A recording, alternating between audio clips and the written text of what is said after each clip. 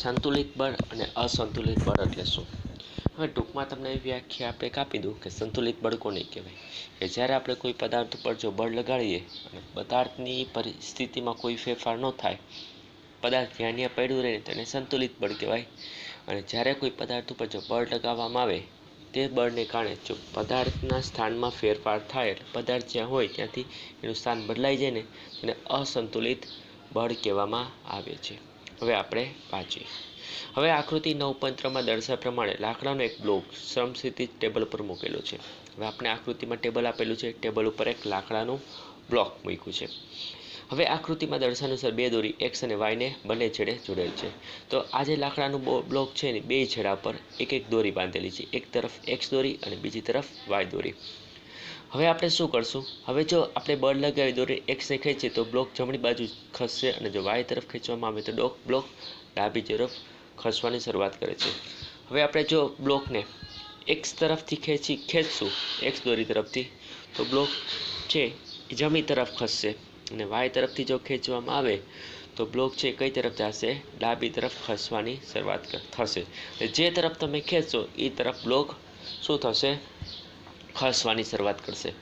પરંતુ જો બ્લોકને બંને બાજુથી સમાન દળે ખેંચવામાં આવે તો બ્લોક હલનચલન કરશે નહીં. તો બ્લોક છે તેની ગતિ શું કરશે? પોતાની ગતિ કરશે નહીં અને પોતે ત્યાં પડ્યું રહેશે. બરાબર છે? તો આ પ્રકારના બળને શું કહેવાય? સંતુલિત બળ કહેવામાં આવે છે. શું થશે? જો બ્લોકને બંને તરફથી સમાન બળથી જેટલું બળ આપણે એક્સ તરફથી લગાડીએ એટલું જો વાય તરફથી લગાડીએ તો શું થશે? બ્લોક ખસશે નહીં પણ બ્લોક ત્યાં પડ્યું રહેશે. તો આ પ્રકારના બળને શું કહેવાય? સંતુલિત બળ કહેવામાં આવે છે. તે વસ્તુની સ્થિર કે ગતિમાન અવસ્થામાં ફેરફાર કરતું નથી. તો સંતુલિત બળથી શું થશે કે જે કંઈ વસ્તુ હશે તેની સ્થિર અવસ્થા સ્થિર હશે તો સ્થિર જ રહેશે અને જો ગતિમાન હશે તો ગતિમાં જ રહેશે. એટલે તેની કોઈ અવસ્થામાં ફેરફાર થતું નથી. તો એવું કોઈ બળ કે જેની અંદર વસ્તુની સ્થિર કે ગતિમાન અવસ્થામાં જો ફેરફાર ન થઈ શકતું હોય ને તો તેને શું કહેવાય? સંતુલિત બળ કહેવામાં આવે છે. હવે એક અવસ્થાનો વિચાર કરો જેમાં અલગ અલગ બે પરસ્પર વિરુદ્ધ દિશામાં લાગતા બળો દ્વારા બ્લોક ખેંચવામાં આવે તો આ કિસ્સામાં બ્લોક વધારે મૂલ્ય ધરાવતી દિશામાં શરૂઆત કરશે. હવે ધારો અહીંયા તો આપણે સમાન બળ લગાડ્યું હતું એટલે બ્લોક ખસશે નહીં. પરંતુ ધારો કે આપણે બે તરફથી બળ લગાડીએ, એક તરફથી ઓછું લગાડશું બીજી તરફથી વધારે બળ લગાડશું તો બ્લોક કઈ તરફ ખસશે? જે તરફથી વધારે બળ લાગતું હશે તે દિશામાં બ્લોક ગતિ કરવાની શરૂઆત કરશે. તો આમ અહીં બે બળો સંતુલિત નથી પણ કેવા કહેવાય? અસંતુલિત બળ છે તેમ આપણે કહી શકાય. અને તેને કારણે જે કંઈ બ્લોક હશે પોતે તે દિશામાં ગતિ કરશે.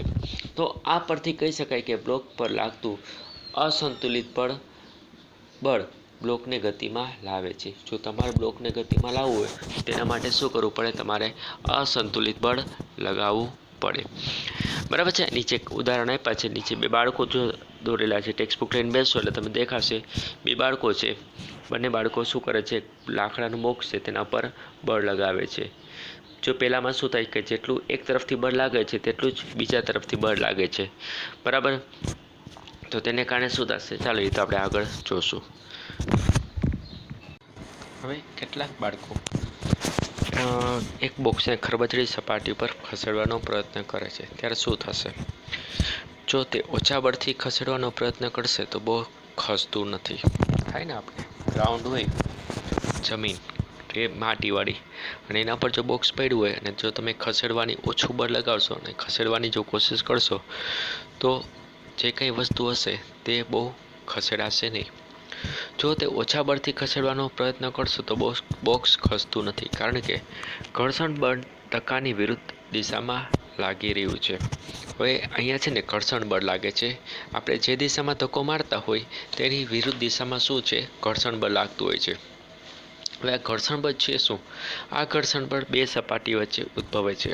હવે આ જે ઘર્ષણ બળ છે આપણી જે બોક્સ છે તેની સપાટી અને જમીનની સપાટી બંને વચ્ચે એક પ્રકારનું જે બળ હોય છે તે બળને શું કહેવાય? ઘર્ષણ બળ કહેવામાં આવે છે અને તે હંમેશા બે સપાટી વચ્ચે હોય છે. તો આ કિસ્સામાં બોક્સના તળિયે તળિયાને રફ સપાટીએ જે બોક્સ ધકેલવા માટે લાગતા બળને સંતુલિત કરે છે અને તે બોક્સ ગતિ કરતું નથી.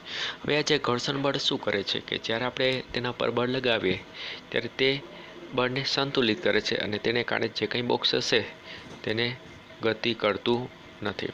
હવે અહીંયા આકૃતિમાં 9.4માં જે બે આકૃતિ છે તેમાં બાળકો બોક્સને થોડું વધુ જોરથી ખસેડે છે તો પણ બોક્સ ખસતું નથી, કારણ કે ધકેલવા માટે લાગતું બળને હજી ઘર્ષણ બળ સંતુલિત કરે છે. હવે બીજી આકૃતિ છે એમાં તે બાળકો છે થોડું પહેલાં કરતાં બળ શું કરે છે, વધારે લગાડે છે. તો પહેલાં કરતાં ભલે બળ વધારે લગાડ્યું પણ હજી જે ઘર્ષણ બળ છે તે શું કરશે, આપણે જે કંઈ બળ લગાવીએ છીએ તેને સંતુલિત કરી નાખે છે, એટલે જે કંઈ બોક્સ હશે તે ખસશે નહીં. હવે જો બાળકો હજી વધારે જોરથી ધક્કો મારે તો લાગતું બળ ઘર્ષણ બળ કરતાં વધી જાય છે. હવે ત્રીજી ફિગરમાં આપણે ત્રીજા આકૃતિમાં જોઈ શકાય છે કે બાળકો છે હજી વધારે જોરથી બળ લગાવશે તો જ્યારે બળનું મૂલ્ય ઘર્ષણ બળના મૂલ્ય કરતાં વધારે હશે ત્યારે શું થશે કે જે કંઈ બોક્સ હશે તે સપાટી ઉપર આગળ ખસવાનું ચાલુ કરે છે, એટલે બોક્સ ગતિ કરવાનું શરૂ કરે છે. તો સૌથી પહેલાં ઘર્ષણ બળ ક્યાં હોય છે તે કે બે સપાટી વચ્ચે હોય છે. તેનું કાર્ય શું છે કે જે કંઈ બળ લગાવે તેને સંતુલિત કરે છે.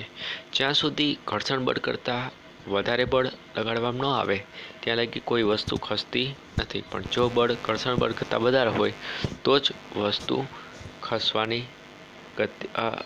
ખસવાનું શરૂ કરે છે, એટલે ગતિ કરવાનું શરૂ કરે છે.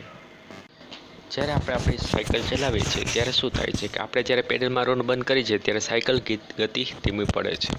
હવે આપણે જોયું છે કે આપણે સાયકલ ચલાવતા હોઈએ અને જ્યાં સુધી આપણે પેડલ મારશું ત્યાં સુધી ગતિ ચાલુ રહેશે, પણ જેવી આપણે સાયકલને પેડલ મારવાનું બંધ કરશું તો શું થશે કે સાયકલની ગતિ ધીમી પડવા માંડશે.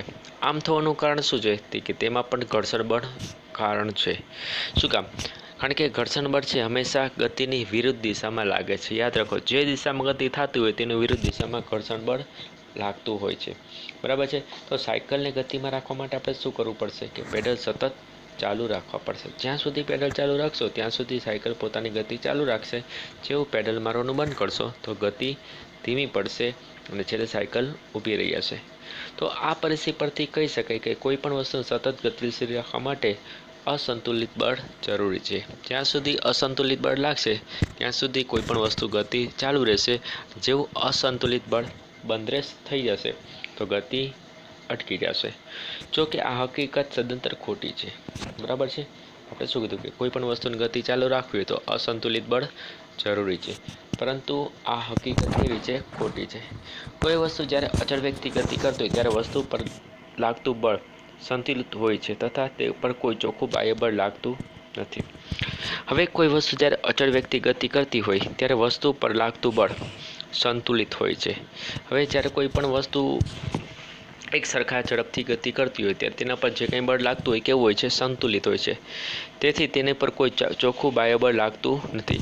જો વસ્તુ પર અસંતુલિત બાહ્ય બળ લાગે તો તેના ઝડપમાં અથવા દિશામાં શું થાય છે, ફેરફાર થાય છે. આપણે આગળ જોયું છે જ્યાં સુધી સંતુલિત બળ લાગે ત્યાં સુધી પોતે અચળ વેગથી ગતિ કરે, પરંતુ અસંતુલિત બળ લાગે તો શું થશે, કાં તેની વેગમાં ફેરફાર થશે અથવા તેની ગતિની દિશામાં ફેરફાર થાય છે.